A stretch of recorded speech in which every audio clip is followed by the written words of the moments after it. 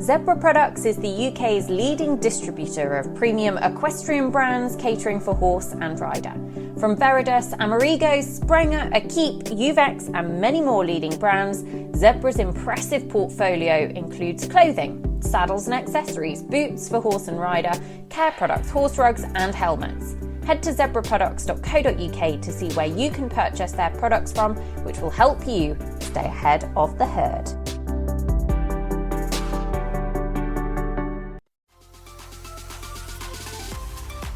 We are back, listeners, with the first Zebra show of 2024. And we have got two of my favourite guests. We've never had them on the show together, but I cannot wait for this one. I'm sure you are going to be as excited as I am. Presenting Amerigo, who are a massive part of the Zebra family, and we'll talk about them in a little bit more detail later on in the show. But Lucinda and Lissa Green, welcome back to the show. Hello. Thank you, Nicole. Can we set the scene? So you are actually recording this together.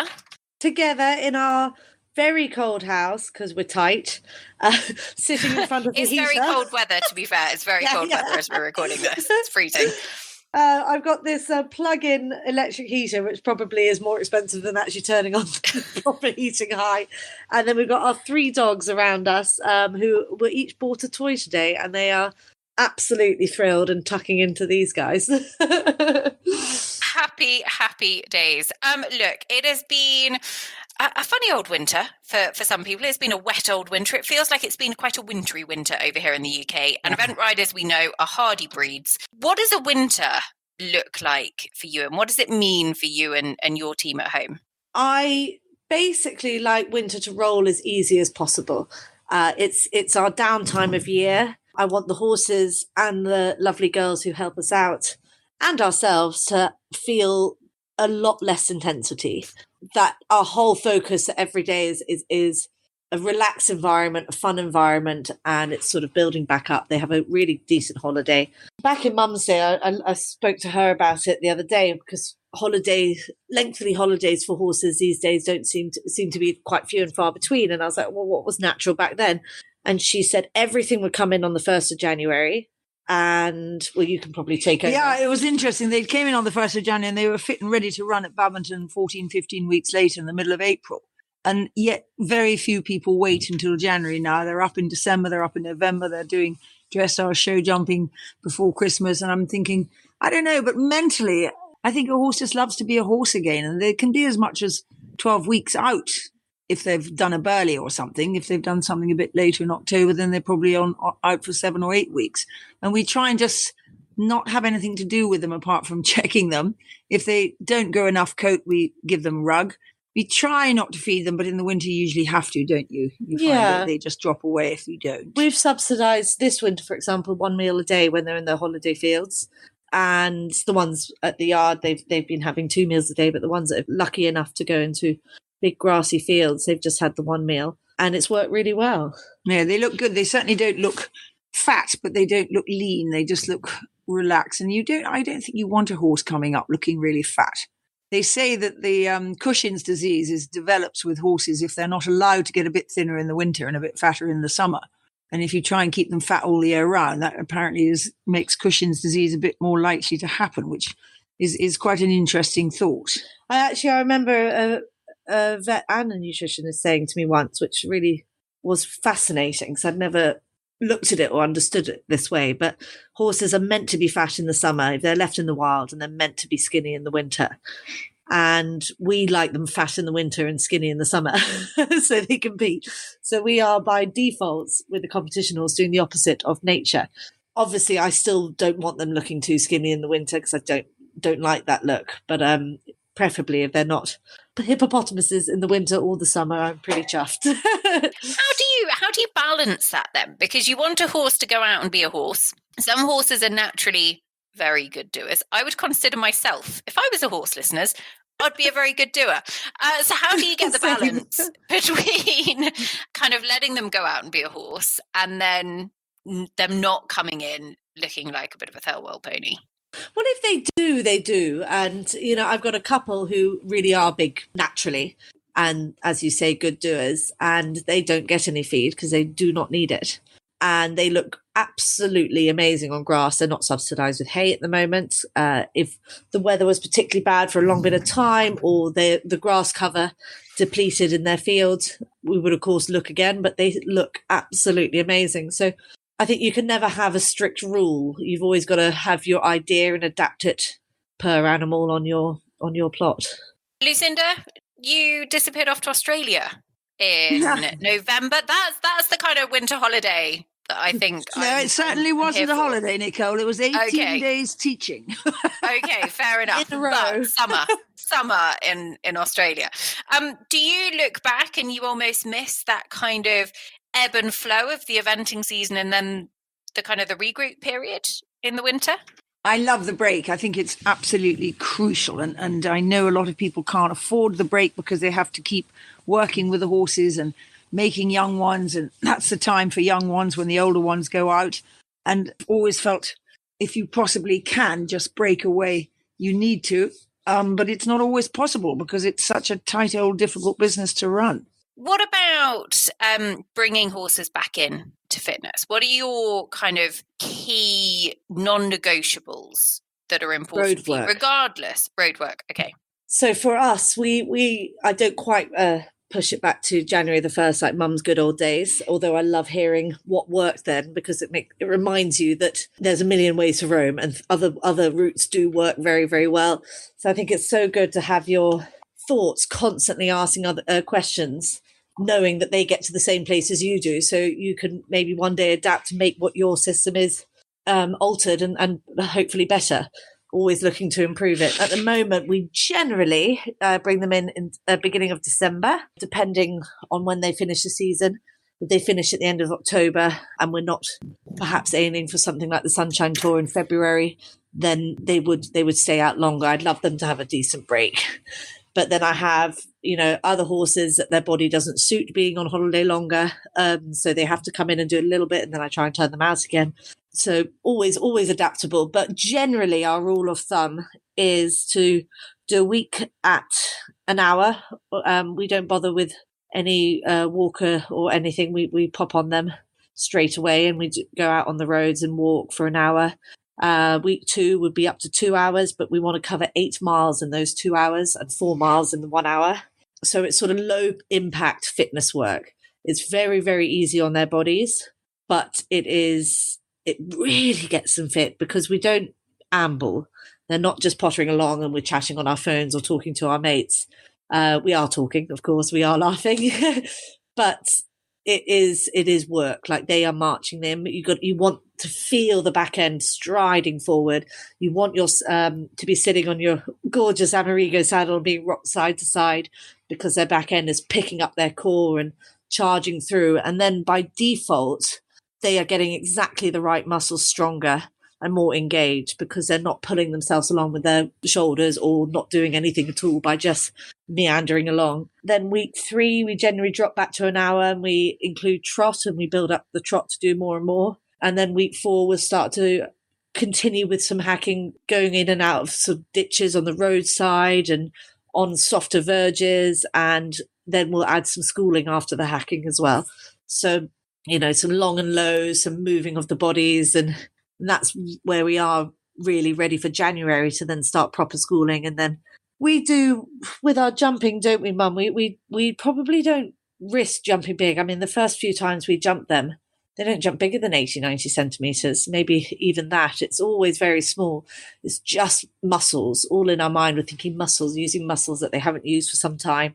It's not a test. They don't need to be jumping in for us and our horses. Not saying it's the only way at all, but they don't need to be jumping anything bigger. They're just remembering what it's like to have weight on those front feet after they land over a fence and all those limbs there and slowly building up. And then normally we go to the Sunshine Tour in February with their prime to hopefully jump some decent show jumping rounds and then come back ready for the season.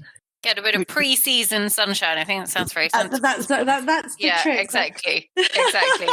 I was just going to say, last season, Bill Levitt in particular went out to Montelibretti and did like the Nations Cup and the Four Star and a couple of other internationals out there in Italy right at the beginning of March. And it was obviously quite a trek to make it happen and quite a commitment and everything else. He would have been so smug at the end of March when the rain came in the UK and everything was being cancelled, and he was there with his few international runs behind him being like, yeah, done. exactly. Oh, we love Bill, Uncle Bill. Exactly. Look, this is a question that you guys probably get asked quite frequently, but we've got the two of you on the show. I want to pick your brains because Lucinda, was there ever anything else that Lissa would have pursued as a career? I mean, you've won badminton 6 times, you've got a whole host of other accolades. David was an Olympic gold medalist. I mean, was there ever another pathway? Did you ever think that actually eventing wasn't for her? I really hoped it wouldn't be, because I really thought it's such a terribly difficult sport to make ends meet in, and it's not getting any easier. And I really didn't particularly want her to do it. I thought it was a rotten, awful thing to have parents that had reached the heights that we were so fortunate to do. And I just thought, wow, what a pressure. Every time the poor kid came into the Pony Club show jumping ring to do a 2'9" course, age 9 or whatever, it would be, oh, this is the daughter on us. She has to go up with such a pressure. Then she fell off and everybody noticed. Whereas when I fell off age 9, nobody noticed. It was just another pony clubber falling off. So I felt that pressure was awfully difficult for her. And I really hoped that she wouldn't follow it. And she certainly never got a decent horse off me. She had to put up with all sort of strays from other people that couldn't ride their ponies, which, looking back, I'm grateful, because she really, really learnt to ride these pretty shocking ponies. She had 1 or 2 gorgeous ponies that were lent her in between the fair array of shockers, which taught her a hell of a lot about where to sit in the saddle in order not to fall off. And I think that stands you in very, very good stead in the cross country, and provided the cross country can keep up its influence in the sport.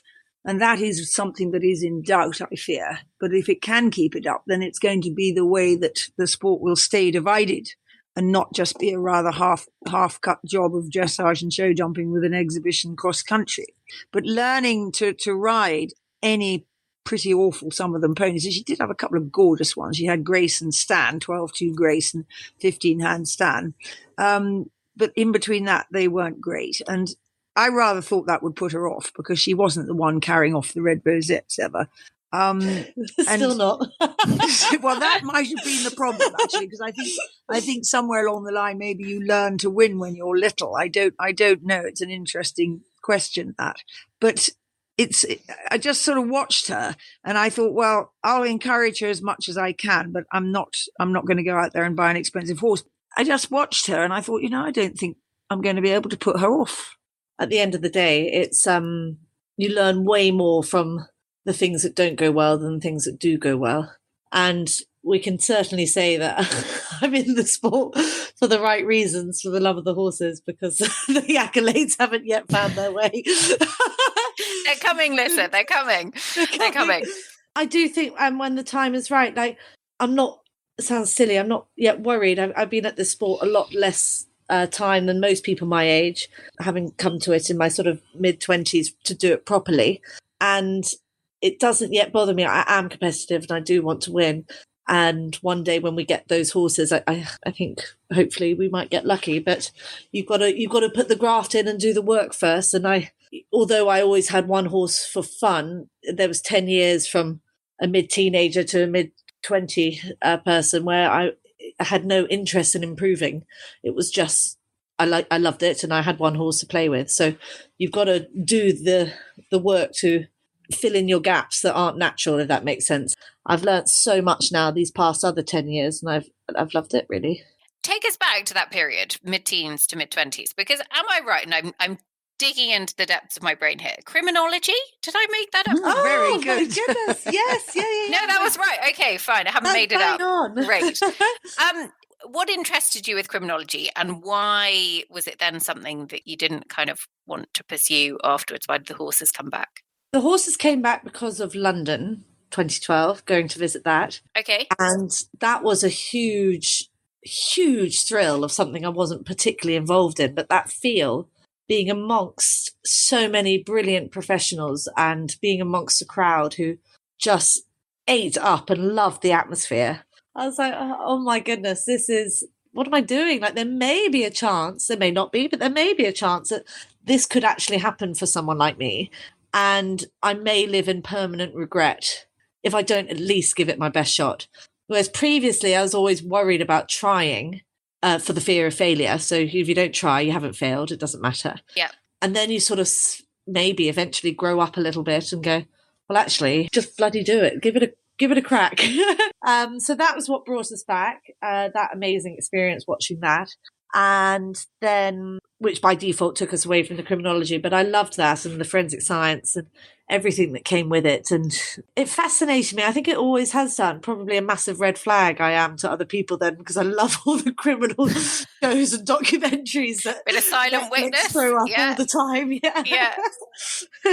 I think I'm fascinated by how people use their brains and what turns someone to the edge of reason to do the ultimate sin, basically. And that for me will grab me forever, is how normal people sometimes can be driven to something or do something, and then even people who are naturally mad, how their brain works as well. I find it fascinating.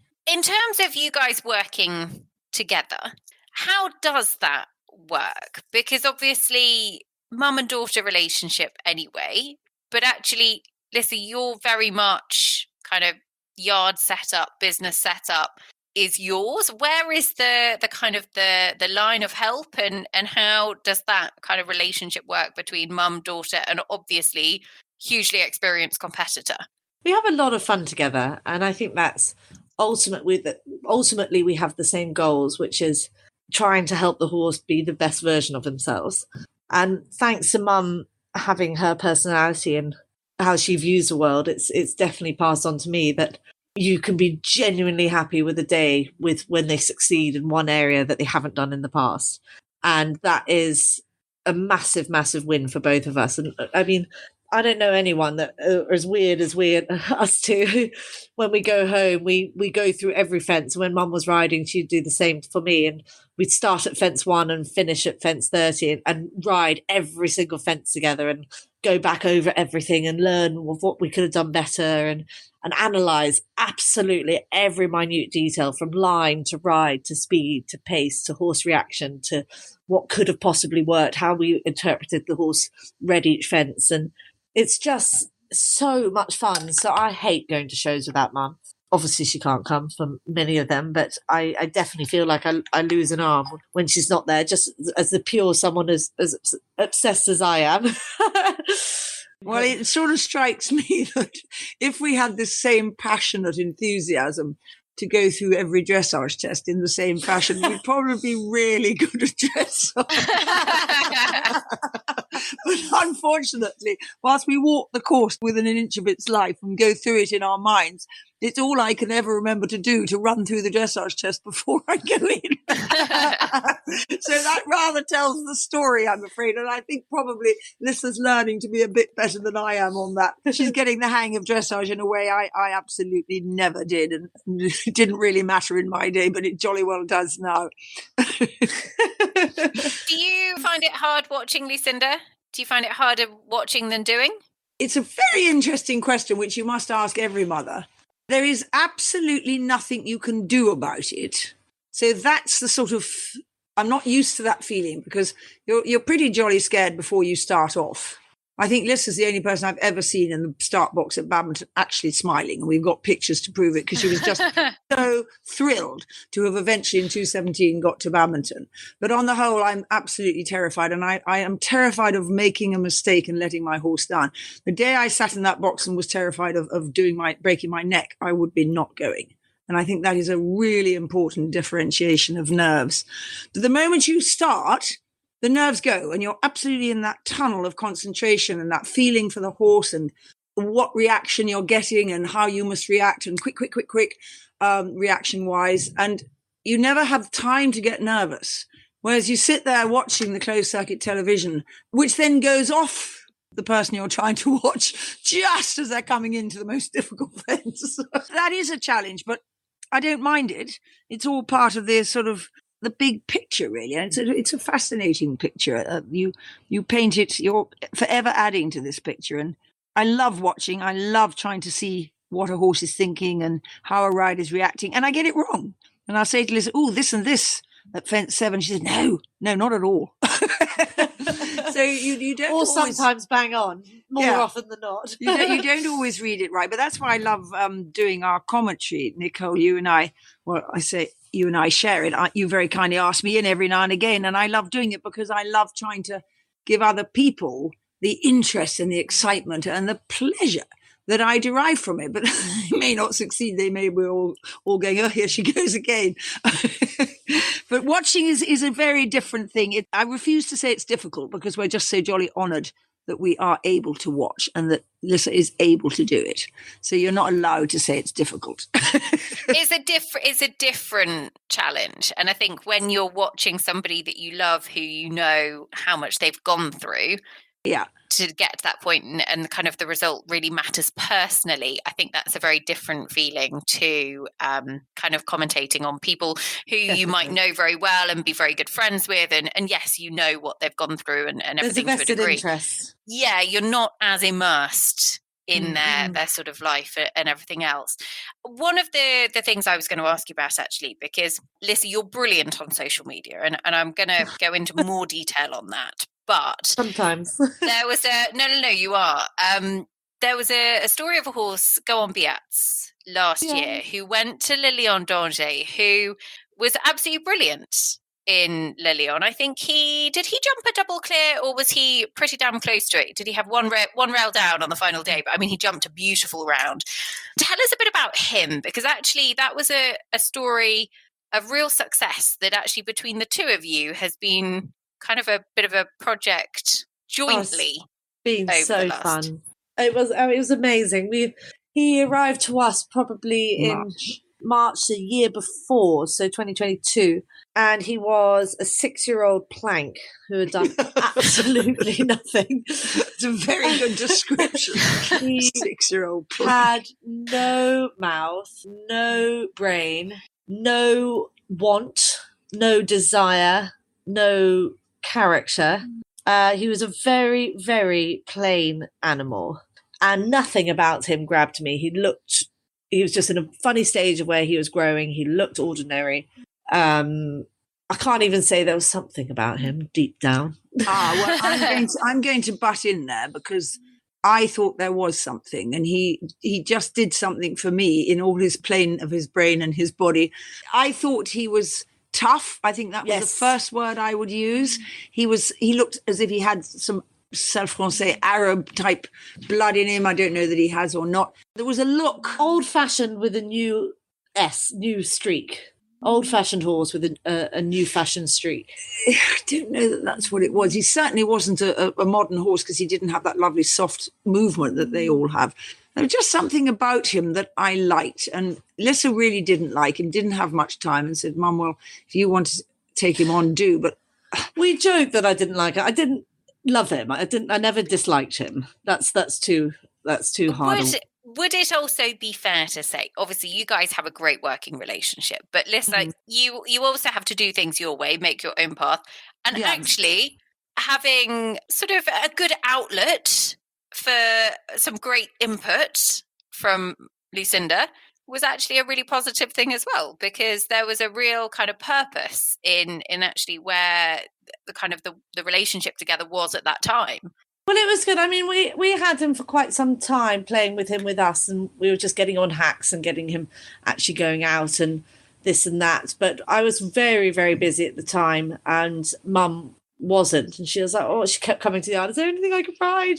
And I love her coming to the yard because it's just nice, as you say, to have that input on tap.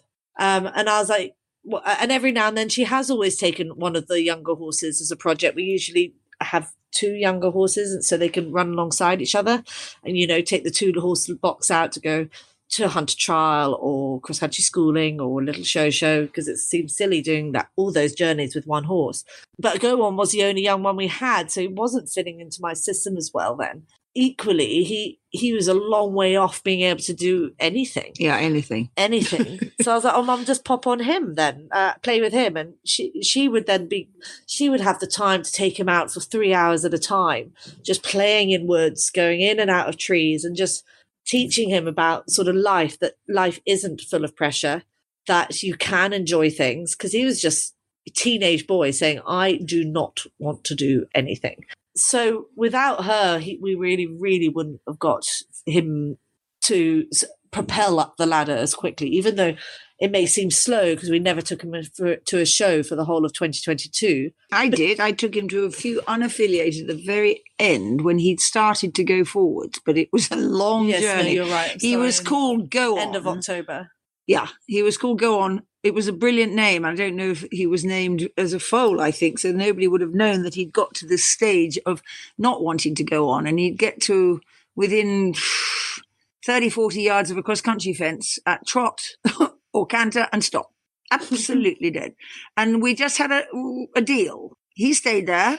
He didn't get to turn away.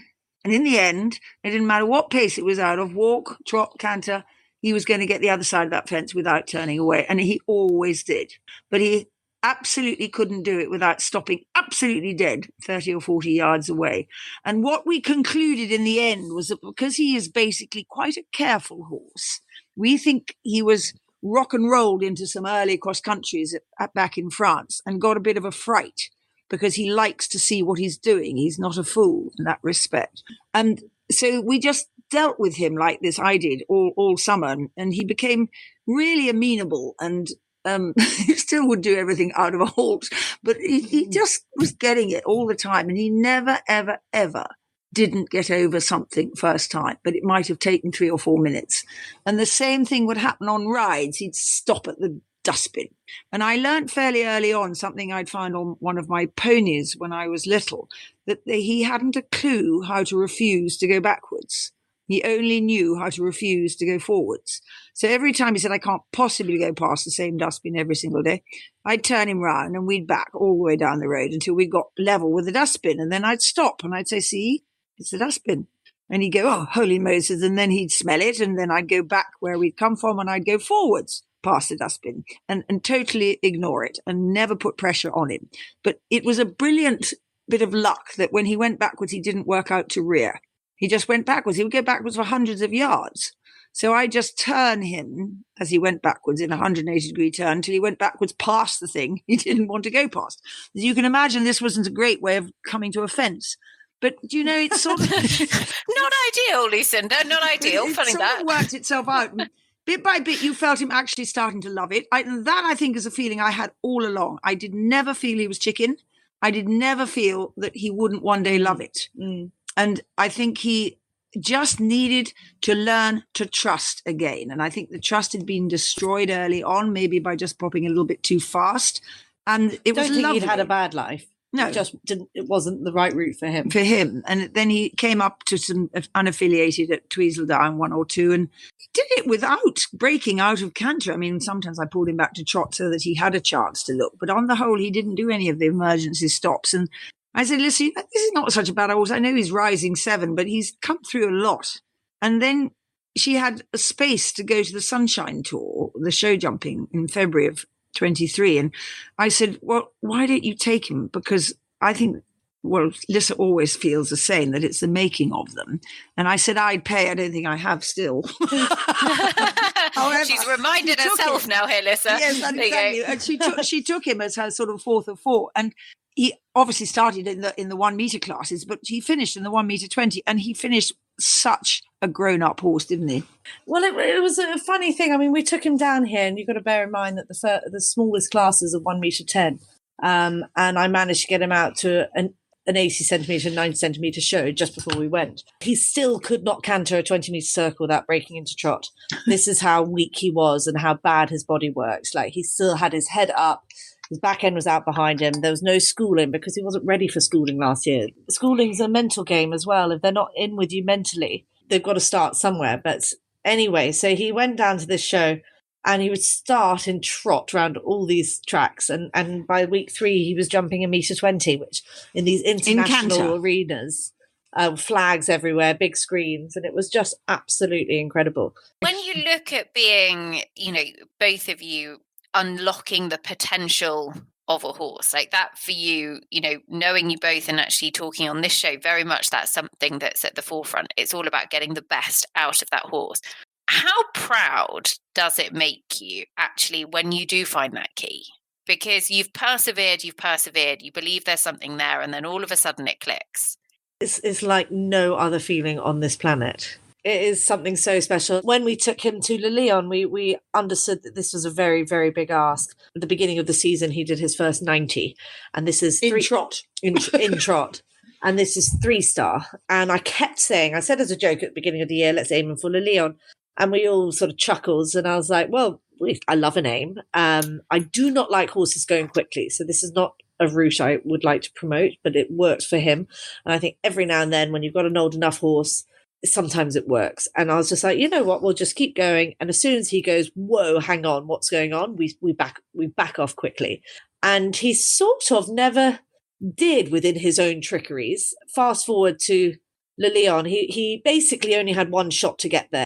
Every qualification we had to get, it had to be a qualification. We didn't have any room for error. And the Le Lion qualifications are clear cross country, one show jump down. So you really are no room for error. There really is none. And anyway, we were very fortunate enough to make it and be picked, and it was phenomenal. He had a great run at Cornbury 7-year-old championships as his event before, and he was 11th or 12th in a big class, which we were just so happy with. We didn't even go for the time there. The thing was, because he was so brilliant at Cornbury, he was then very tired, and I wanted to almost finish the season there. And I was very nearly pulled our entry from Le Lion. And I was like, let's just give him a really quiet 3 weeks and pick him up again. And if he feels like he's up for it, we'll go. Otherwise, there's no point. It's his first season. So I gave him a very quiet 3 weeks and picked him up again, and he felt good. But he's always been a much better horse when you do a back-to-back show. You do a show and then another show quite quickly. And then I get to Le Lion and I feel like it's March. The beginning of the year, he's like, whoa, people, horses, this, that. And I'm like, oh, I think I massively overdid the downtime. But I was always saying, well, I would much rather this not to go perfectly, but him have a good experience rather than go there going, I am mentally exhausted and this is too much.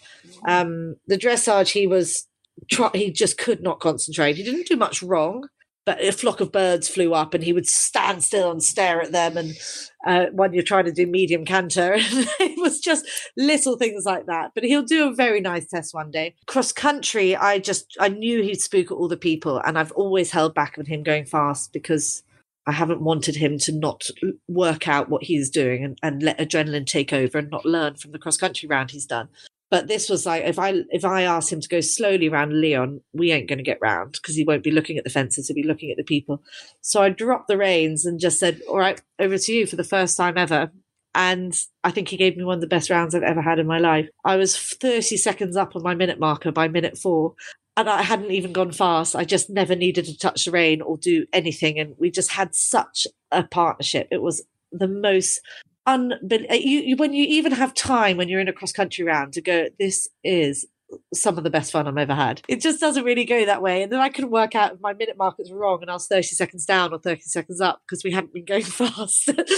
But it meant I could just cruise home. And the gallop on him, which I didn't even really know he had. He's never shown anything like that. Whole way home. I remember sort of because I'd seen a bit of his story and I had kind of seen him in the dressage because I was doing the commentary on it. And he, in the dressage, I have to say, like, he didn't do anything wrong as such. Like you say, he was just like having a jolly good look around at everything. And the look on his face was like, wow, okay. Oh God, I'm meant to be doing this. Right. Okay, crack on. He's like, do you mind? Can I just have a look at this? It's like, yeah, just hold on. Just wait one for a second. Don't you mind me, ground jury? But his cross country was phenomenal. I mean, he just looked like an absolute machine. And he was. I did nothing. But it was a tough old time. It was a decent enough 3-star track. Le Lion, you always have, tons and tons of people. And those fences are so beautifully presented that actually, did you feel that day that there was something else in there that you hadn't seen yet. 100%. Well, I finished and I said to his wonderful group of owners and his breeder who was there, and I was like, you don't know if you've got a 5-star horse until they've done it. But I was like, this is a 5-star horse. This is the horse we are going to aim for the next World Games on. This is the horse that we will aim for LA on.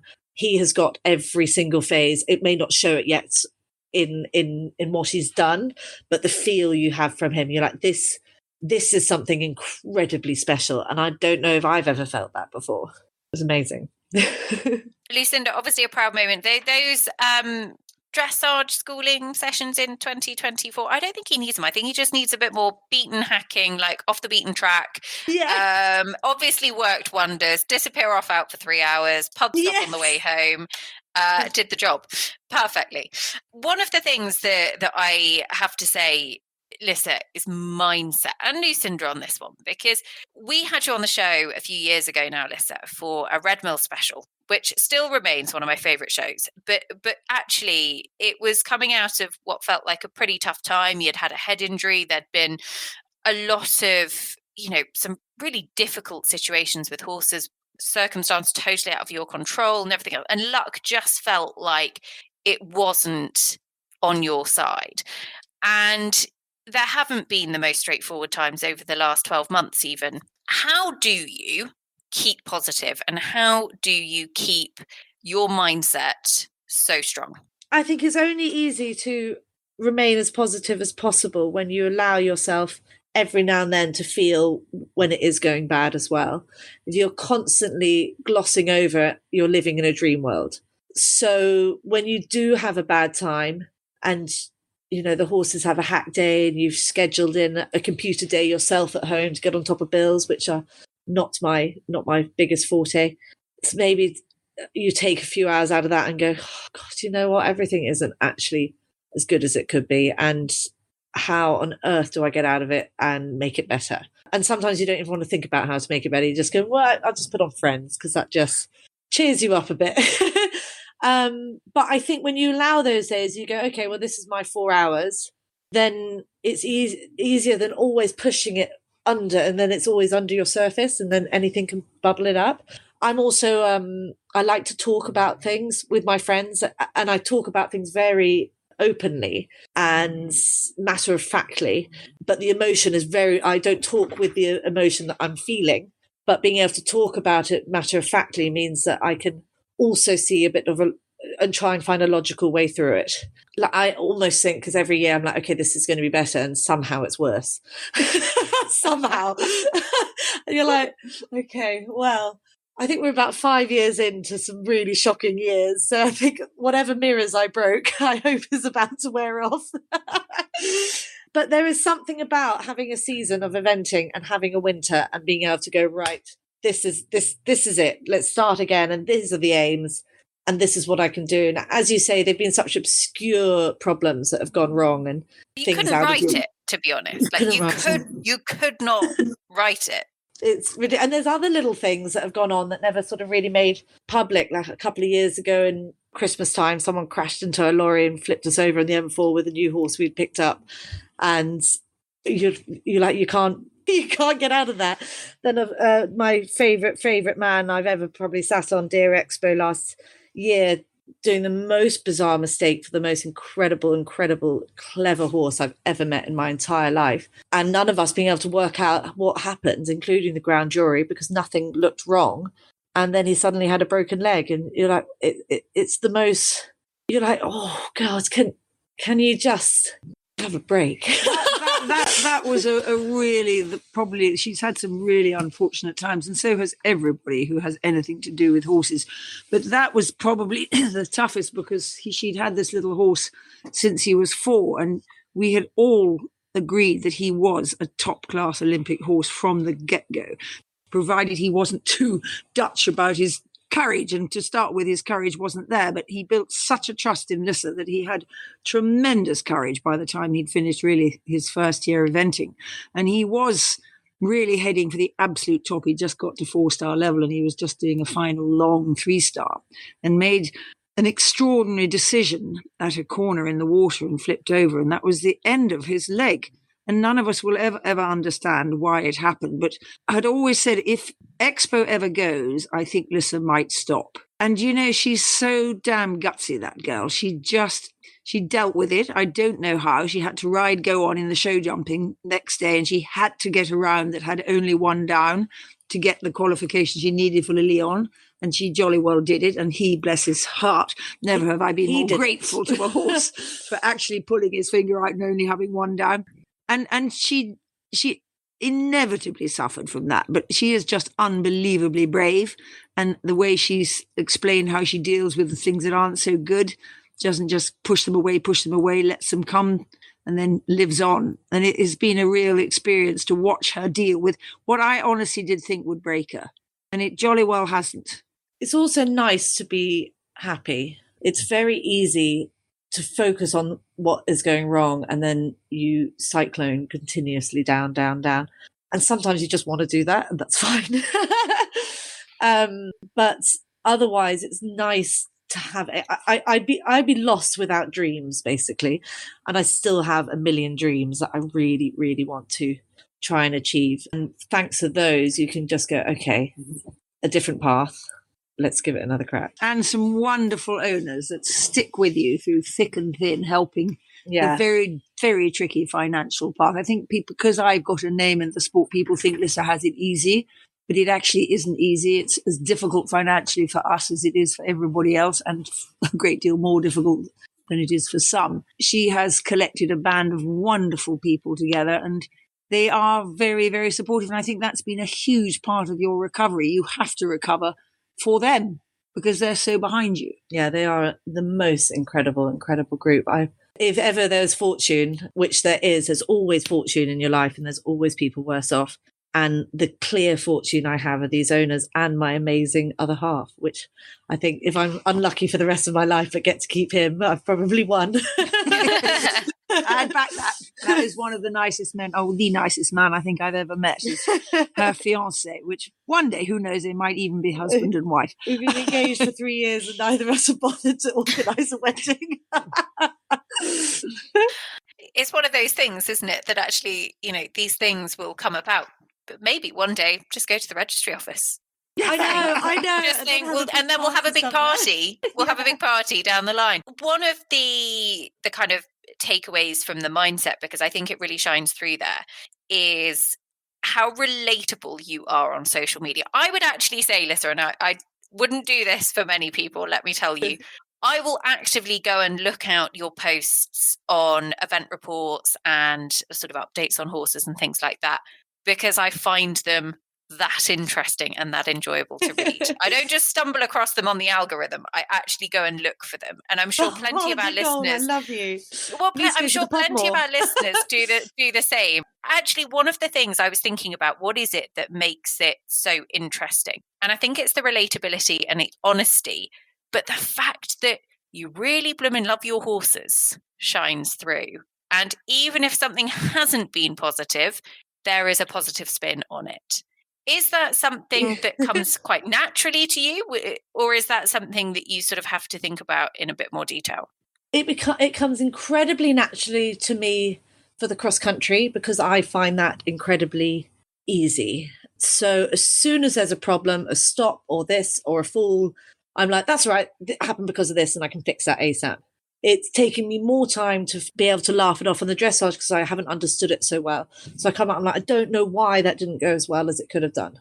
But then you think about it, and like I always say to my groom as a joke, I'm like, if I come out and I look a little bit miserable, please take the horse off me immediately and give him some polos and give him a hug, because I don't want them to know that I'm annoyed with them, because I'll be annoyed at what I've done. And then usually if I'm allowed 10 minutes, if I am ever annoyed, which is never dramatic, but just not your cheery, chirpy self that you like to be, then after 10 minutes or so, you're fine. But by the time I write the post, which is in the evening, I find it really, really easy to know where I need to work on, what happened. And there is always good. And if there isn't, like, I remember when Go On had a trip over a fence and very nearly fell at his first intermediate because he was spooking at the fence judges.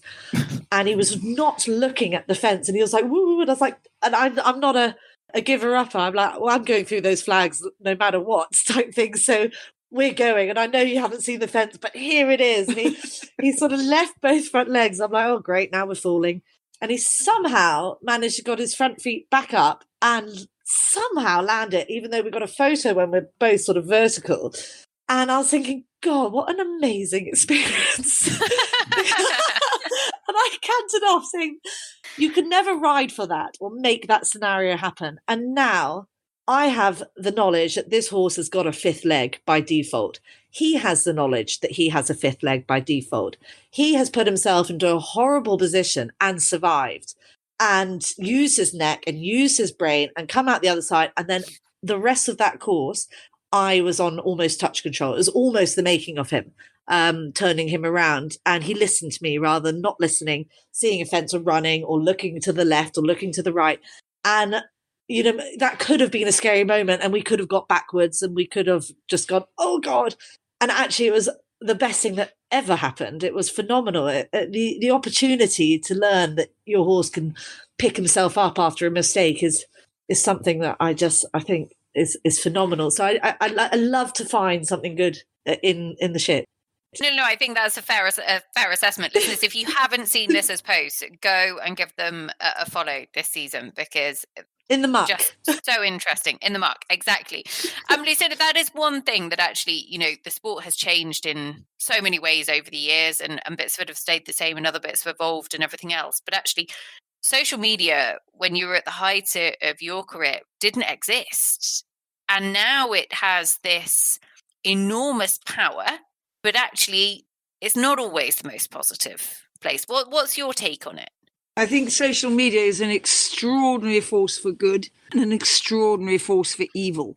And I really do think all of us involved in our sport should only go at it with a positive. I really do think that dressage judges, competitors, all of them should only ever do social media with a positive. If you're cross because you got a bad mark, or if you're cross because this was unfair at that event, or that was unfair, just find another way to deal with it. Don't chant about it, because that is where social media becomes evil. I think it's a huge force for good if it's done in a positive way.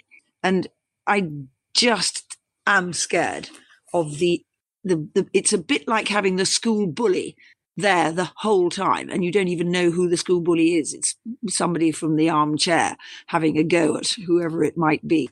And I just wish everybody in our sport would just not do a whinge on social media.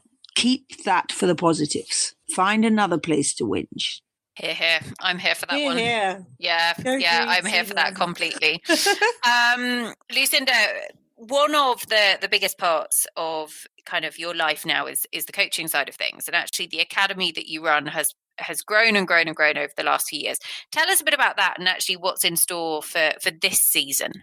It's an interesting question, because there's no less techie person than me, as you discovered when we were trying to get on our podcast. But it took a while, listeners. We tuned and fro.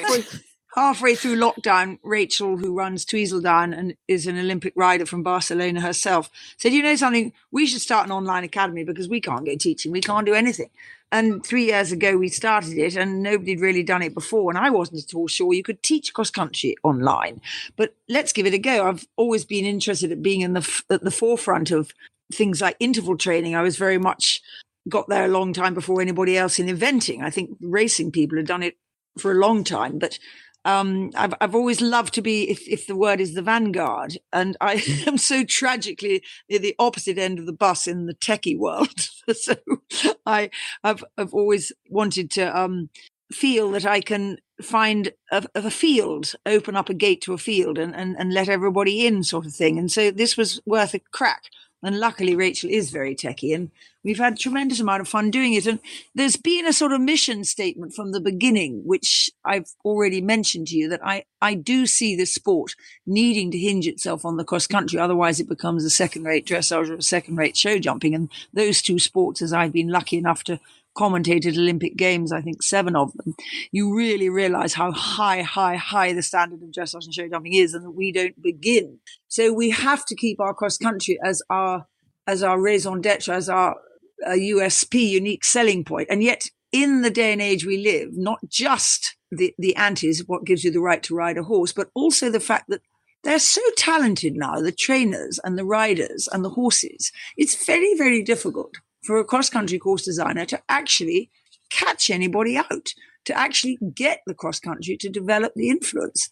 So one of the things that we thought was that the courses are going to get easier and easier if people's ability to ride doesn't get better and better. The top end has got better and better, that there's no doubt, but all the way up, maybe not so good. So this is slightly going the opposite way to what I've just said. So we wanted to try and help the ones coming up to understand about how a horse thinks and how they should help train him to get the confidence he needed to be a good cross-country horse. How to ride particular type of fences as well. And how to ride particular types of fences. And we sort of hoped that this would help develop a broader spectrum of cross-country riders, which would enable the sport to continue making cross-country difficult. Because what I've seen happen is it's become very different. It's now pinpoint accuracy rather than just real guts. And I sort of feel that every time it goes a bit wrong, the courses get a little bit easier. And my feeling is that let's not have it go wrong so much, because people understand more about how they're training their young horses. And I'm not talking about the top bracket here. I've already said the top bracket are getting better and better and better, and it's very hard to test them. And in that way, hopefully, the cross-country courses can go on being demanding, and the cross-country can go on being influential in the event. It may only ever be as influential as the dressage and the show jumping. I think it's maybe never will be able to be more influential than both. But at the moment, dressage tends to be more influential than any other phase. And if you think about it, it is the only phase you can go on getting better at. You cannot get better than clearing the show jumping and clearing the time. You cannot get better than clearing the time in the cross country. Dressage, you can always get better. And therefore, people are buying dressage horses, and they aren't always the easiest horses to spin around the cross country and to get fit. So there is, I think, a need to do something about dressage always being able to get better, because I think otherwise we're going to end up with more and more of the type of horse that you can't really build a tough enough cross country for. It's a very, very tricky situation because of the world we live in, and it's got many facets, and I certainly don't have the answers, but it's fascinating and needs a lot of discussion. It's a conversation actually that plenty of people will have an opinion on, and it's one that we've touched upon on the podcast on a number of occasions previously. Before we wrap this up, Amerigo, partners on this show courtesy of their relationship with Zebra Products. Zebra Products, Simon Middleton and his team have been big supporters of the Eventing podcast over the last few years. Very, very grateful to them all. Give us an insight, Lissa, into your partnership with Zebra and Simon, and kind of how far that relationship goes back, but also with Amerigo as well. Simon is our resident god. He is hands down one of the nicest men, and is so genuine, so generous, so kind, so on the ball. His understandings from all of his products and his range to horse sort of care and this sport and everything is really second to none. He's fully immersed in everything he does. So it is always so nice to chat to him about anything, really, because he's got answers and he cares. I adore him. And we're so spoilt to work with Zebra Products. And as a sideline from them, it's Cavallo and Uvex. And that leads us to our wonderful Amerigo. And these saddles we've been with now, Mum, how many years? 12. Yeah, it's got maybe to be more. Maybe more. And when we were looking for saddles all those years ago, we felt a lot of the brands were naturally getting quite narrow trees. More comfortable for the rider. Basically, focusing on rider comfort, not necessarily maybe a horse purpose. Simon said, well, you must try these then, because I think they're exactly what you're looking for. And he was bang on. Being made with often with a wooden tree, and they're made with 7 pliable leaves and layers so that the tree is constantly moving with the horse instead of being a fixed peak, so to say. So as the horse has got different gaits, or they lift their back or do whatever, the leaves of the tree can adjust and work with the animal rather than being something that they're forced against. And then along with that, they're wool flocked, which we all know adapts and molds around to the horse's unique muscle frame and structure. only to add to their comfort and make it sort of snug and tight. And I just find such a difference in the way they go, and it's really, really sort of opened my eyes. I think saddles probably one of the biggest drawbacks to horses being their best selves, I think, in our sport. And I think there's so many people who do it, so many people with brilliant understanding, and so many people without. It was such an art 50, 100 years ago, and a lot of it's now mass production. It's not necessarily, there's so many horses with anger problems or behavioral problems, and it can sometimes always just be the saddle.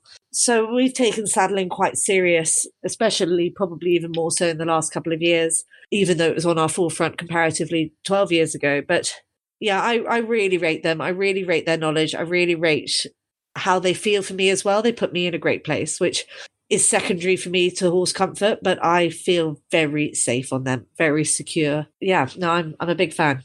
Yes, you say it's secondary to you, how you feel. I say it's actually primary, because I feel if the rider doesn't feel really safe, they aren't going to be able to be balanced enough to do the job well. Good point. However, I've tried many saddles and I've felt very unsafe in many saddles and had to forego a relationship because of it. But you do need the two things. It's absolutely vital that the rider feels completely in balance in the saddle and happy. And it is absolutely vital that the horse is comfortable. And those two things are very, very hard to achieve, because the rider needs the staticness of a frame to keep their own balance, and the horse needs a mobility.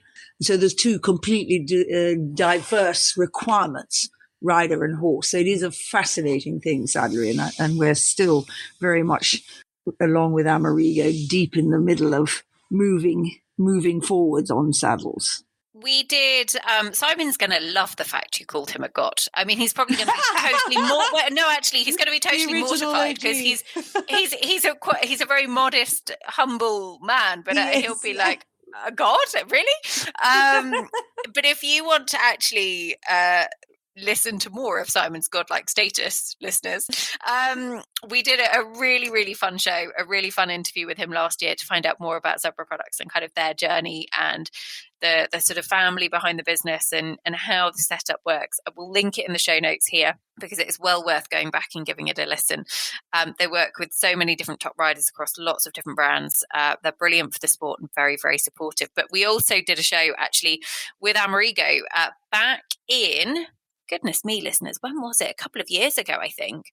And it was actually, we had Peter Mene on the show alongside Sam Griffiths and Sam Watson to kind of get their take on it. And that's definitely worth going back and kind of talking a little bit more detail about the science that Lissa and Lucinda have just touched on then. So I'd like to butt in about Peter Mene, because Simon would call Peter his god. And he is a very, very interesting man with a huge experience. And his original life was selling, but he then became interested in saddles and really, really got stuck into learning about them and what fits what. Before we wrap this up, because actually I appreciate, listeners, I've kept them far longer than I asked either of them for. But partly our we've been fault, chattering away, having a lovely time. Lissa, have you got a horse for our listeners to follow in 2024 or beyond? We're quite up for beyond as well. We're not fussy. We just like to be nosy and have a name that we can be like, right, keep an eye on them. I think we'll continue the Go On theme, yes, and he's definitely one to watch. And all being well, he might even aim for the Blenheim 8-9-year-olds this year. I think he's nowhere near his peak, nowhere near. It's a long way to go before we see the best of him, but wow, there's a lot there. I'm really chuffed, and I hope we'll have another couple of 4-star horses aiming for Blenheim as well, but for the long format. And yeah, I think they're all really nice. Very lucky. Watch this space. If you do follow Lissa on social and you see her very cute dogs who have been thoroughly entertained by their teddies throughout this, halfway through the conversation, one of them just started getting cradled like a baby and was just sort of quite happy with his life. The dogs, I think, are understood as well as the horses here. Look, Lissa, Lucinda, thank you both so much. It has been a pleasure to have you on the show, and it's been lovely to catch up. Looking forward to 2024, and we'll look forward to seeing you both again soon. We love you, Nicole. Thank you so much, Nicole. Listeners, I hope you enjoyed that one as much as I did. We'll link all of those shows, the Connolly's Red Mill special with Lissa, the Simon Middleton Zebra show, as well as the former Amerigo show, just so that you can go back and listen back to them at your leisure if you would like to do so. But for now, massive thank you to Zebra Products for their continued support, but also to Lucinda and Lissa Green, legends in the sport, brilliant people, and watch this space for what is to come next.